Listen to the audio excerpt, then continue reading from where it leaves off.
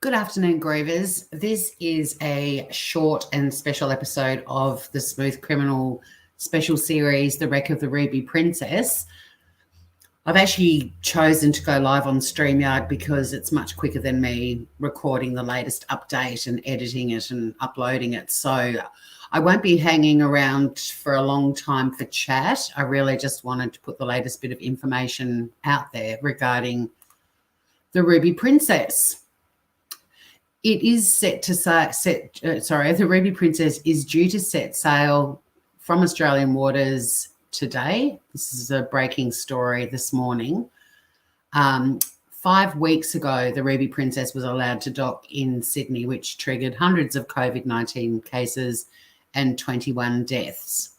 According to the article on the ABC News website, the ship will leave Port Kembla this afternoon after being given an order to leave by Australian Border Force officials. Yesterday, 115 more crew members were allowed to disembark. They have been placed into 14 days of quarantine in Sydney hotels, mainly around Circular Quay. That was stated in an article from the ABC website yesterday. 21 of the 115 have tested positive for COVID-19. Of course, we still have the Special Commission of Inquiry underway, and it's in day 2 of that. I will be providing ongoing updates regarding how that's going. Certainly yesterday, day 1 proved to be very dramatic. There's also the criminal investigation being conducted by police, including homicide detectives, that is underway as well. So that's basically the ABC story. Regarding the Ruby Princess, I've got to say the crew members that have been able to disembark, the ones that are in quarantine, I feel for them. They've already had 5 weeks on the ship and now another 2 weeks. Presumably, if they've been cleared of having COVID-19, they'll be able to head home sooner than others. But I would imagine for the most part, they will all be quarantined until it's known whether or not they have actually caught COVID-19. Certainly must be feeling a bit of relief, probably even just to being able to finally get off the ship. I know that there were a lot of cheers and a lot of the crew were just so ecstatic yesterday to be let off the ship. There were photos of some of them in full PPE gear, the masks and so on. But they weren't in like hazmat suits or anything, but they were certainly wearing masks. But there was definitely a vibe of jubilation about them, and good on them. I mean, these are young people who work on cruise ships. And yeah, they've pretty much been stuck on the Ruby Princess for the last 5 weeks. Now they do face 2 weeks in quarantine, but home, the light is at the end of the tunnel, I guess, for them. Hopefully they will be home soon. Of course, there's also still a lot of crew on the ship.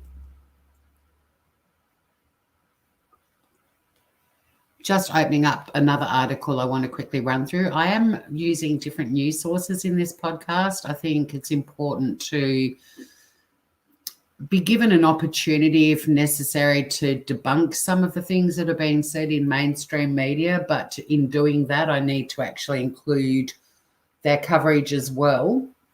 The article I'm looking at is from the senior producer of 9.com.au, the 9 News website, which is one of the main sources of this, of cases about coronavirus generally, but also they're following this fairly closely. But again, if there's an opportunity to debunk or disprove what they're saying, I certainly want to do that as well. But they've just got a little bit more information in their article about the Ruby Princess departing today. So I thought I'd just run through that as well. The article says a final group of crew members are being taken off the Ruby Princess as it prepares to depart Australian waters later today. Around 150 Filipino crew are already on their way to Sydney Airport to start their repatriation process before catching a flight back to Manila this evening. They must be over the moon. Unfortunately, though, there are the 21 crew that have been placed in mandatory quarantine in hotels in Sydney, and the article yesterday said primarily in Circular Quay, where they will remain for the next 14 days before they're able to head home. But I'd still think they'd just be bloody happy to be off the ship. In total, 300 crew members are expected to disembark, leaving around 500 on board to steer the vessel into international waters. Now, that's an interesting comment too, because that indicates there's a crew of 800 people. However, the consistent number of crew members on the ship has been 1,100. So I'm not sure why they're saying there's 800 crew. But in any event, whether it's 800 or 1,100, that's a lot of people who have probably been going through what could be described as a living hell in the last 5 weeks, and have still got a bit of that ahead of them as well, through no fault of their own, I might add. The ship is due to depart Port Kembla in Wollongong at 4 p.m. today, so 3.5 hours from now. I will do an update a bit later on if it has in fact set sail. It is exactly 5 weeks since the ill-fated vessel docked in Sydney, and 2,700 passengers, just under 2,700, were allowed to disembark and able to fly home to locations across Australia and overseas. This article is saying the ship has been linked to almost 700 COVID-19 cases in Australia. That figure changes daily as well. We've had 600, 700, and as recently as yesterday, 900. Sorry, it's bin day at my place. That's the bin guys going up my street. Also, sadly, there have been 21 deaths as well.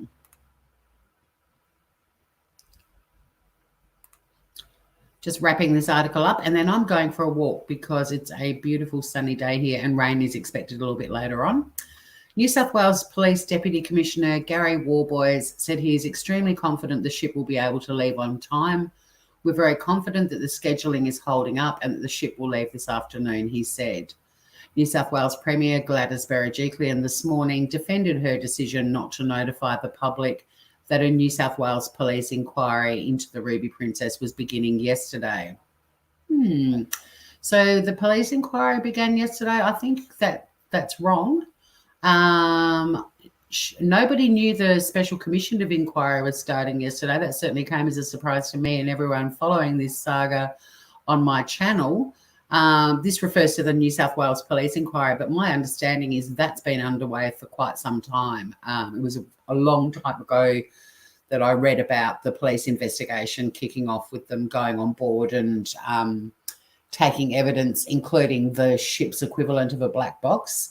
And I mean, this is only episode 7 of my podcast, but it has been discussed in that as well. But it was well before I started the podcast that I was aware of the police investigation. So I'm pretty sure that Gladys Berejiklian's talking about the Special Commission of Inquiry, because that took everyone by surprise yesterday. She went on to say, let the commissioner do his job, please. Let him get to the bottom of this, she told reporters at this morning's press conference. The people of New South Wales deserve to have the answers. I want the answers. And again, this is the second time I've seen a quote like that. I believe the people of Australia deserve to have the answers. I believe the people overseas who were on the cruise deserve the answers. I believe the crew deserves the answers. I believe the cruise liner deserves them. I think everyone deserves it. This is not just about New South Wales. The state that I live in has had 3 deaths directly related to the Ruby Princess alone. And at the moment, I don't know the figure, but there's certainly other people who caught COVID-19 who were in close contact with Ruby Princess passengers. So I find that stance of hers very unusual. The fact that she can't see that this is, considering the Northern Territory, Western Australia, the only 2, one state, one territory in Australia that have not had a Ruby Princess COVID-19 death. This is of national significance. Then on top of that, we've had, unfortunately, 2 international passengers die of COVID-19 after being on the Ruby Princess.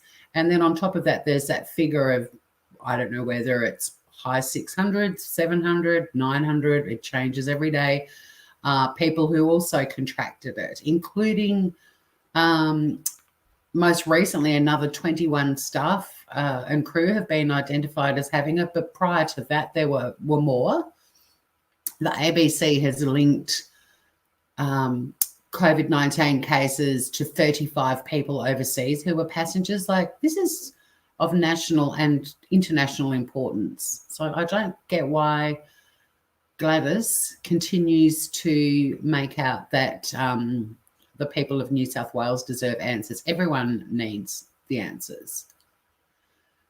Just a quick recap on the first day of the Special Commission of Inquiry yesterday, and the ship's senior doctor revealed to the inquiry she was surprised passengers weren't screened before being allowed to disembark. And that also begs the question, why weren't they screened before they were allowed to embark on that journey? And she also referred to a previous cruise and the procedures in place then, which sounded way more stringent than this second cruise. I have got the dates. They are mentioned in earlier podcasts. I will be doing a chronology video that'll just stay up on the channel for people who want to refresh on what happened. But basically, the March 19th disembarkation, the prior voyage was in exactly the same cruise that went from Sydney to New Zealand and back to Sydney. And there were things that she said in her statement yesterday, in her testimony, that indicated there'd possibly been some stricter protocols on the previous voyage, but I don't know more than that. So I've got that flagged to follow up.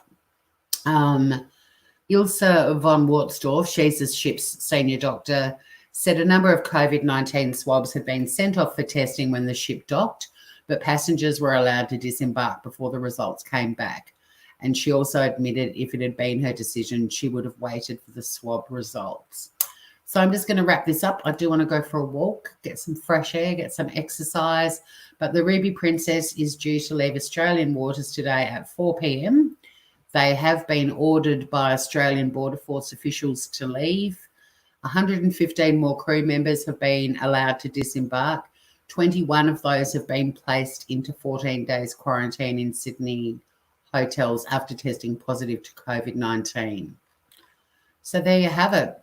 Hope everyone is safe and well. If you get a chance to do some exercise, whether it's going for a walk, whether it's doing a video at home of a yoga class, Zumba, any kind of exercise class, if it's doing chair exercises, I know a lot of people in the YouTube world are into doing chair exercises where you essentially do a seated workout. Anything like that, bit of gardening, bit of vacuuming, just get physical. If there's sunshine where you are, try and get a little bit of it. Soak up those vitamins through your eyelids. Look at the sun for 15 minutes if you can. But take care, everyone. I will provide an update later on today once the Ruby Princess has set sail. I do wish everyone on board that ship smooth sailing and a safe trip home.